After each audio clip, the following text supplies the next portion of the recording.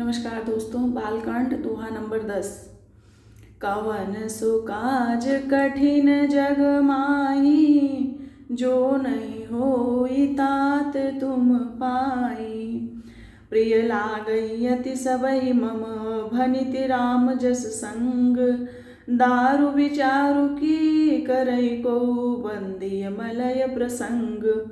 श्री राम जी के यश के संग से मेरी कविता सभी को अत्यंत प्रिय लगेगी। जैसे मलय पर्वत के संग से काष्ठ मात्र चंदन बनकर वंदनीय हो जाता है, फिर क्या कोई काठ की तुच्छता का विचार करता है। दोहा नंबर 10 ख। श्याम सुरभि पय विसदयति, गुणद करहि सब पान। गिरा ग्राम सिय राम जस, गावहि सुनहि सुजान। श्याम वो काली होने पर भी उसका दूध उज्जवल और बहुत गुणकारी होता है, यही समझकर सब लोग उसे पीते हैं। इसी तरह गंवारू भाषा में होने पर भी श्री सीताराम जी के यश को बुद्धिमान लोग बड़े चाव से गाते और सुनते हैं। कवन सो काज कठिन जग माही, जो नहीं होई तात तुम पाई।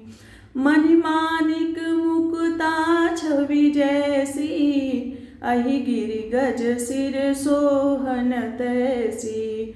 नृप किरीट तरुणी तनु पाई, लहहि सकल शोभाय दिखाई। मणिमाणिक और मोती की जैसी सुंदर छवि है, वह सांप, पर्वत और हाथी के मस्तक पर वैसी शोभा नहीं पाती। राजा के मुकुट और नवयुवती स्त्री के शरीर को पाकर ही ये सब अधिक शोभा को प्राप्त होते हैं।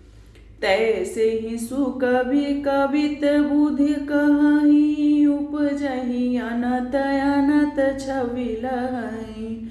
भगति हेतु विधि भवन बिहाई, सुमिरत सारद यावति धाई। इसी तरह बुद्धिमान लोग कहते हैं कि सुकवि की कविता भी उत्पन्न और कहीं होती है और शोभा अन्यत्र कहीं पाती है। अर्थात कवि की वाणी से उत्पन्न हुई कविता वहाँ शोभा पाती है जहाँ उसका विचार प्रचार और उसमें कथित आदर्श का ग्रहण और अनुसरण होता है। कवि के स्मरण करते ही उसकी भक्ति के कारण सरस्वती जी ब्रह्मलोक को छोड़कर दौड़ी आती हैं। रामचरित सर बिनु अनहवाए, सो श्रम जाई न कोटि उपाय। कवि को विदयस हृदय विचारी, गावहि हरि जस कलमल हारी। सरस्वती जी की दौड़ी आने की वह थकावट रामचरित रूपी सरोवर में उन्हें नहलाए बिना दूसरे करोड़ों उपायों से भी दूर नहीं होती। कवि और पंडित अपने हृदय में ऐसा विचार कर कलियुग के पापों को हरने वाले श्री हरि के यश का ही गान करते हैं। कीने प्राकृत जन गुण गाना, सिर धुन गिरा लगत पछिताना। हृदय सिंधु मति सीप समाना, स्वाति शारदा कहि सुजाना। संसारी मनुष्यों का गुणगान करने से सरस्वती जी सिर धुनकर पछताने लगती हैं कि मैं क्यों इसके बुलाने पर आई। बुद्धिमान लोग हृदय को समुद्र, बुद्धि को सीप और सरस्वती को स्वाति नक्षत्र के समान कहते हैं। जो बरसई बरबारी विचारु, होई कवित मुक्ता मनि चारु। इसमें यदि श्रेष्ठ विचार रूपी जल बरसता है तो मुक्तामणि के समान सुंदर कविता होती है।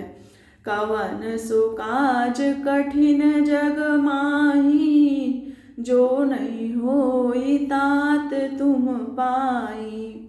यहाँ पर दोहा नंबर 10 खंड का और खा संपन्न होता है चौपाइयों के साथ। और अगले दोहे 11 नंबर के साथ मैं फिर से आपके सामने आ जाऊंगी।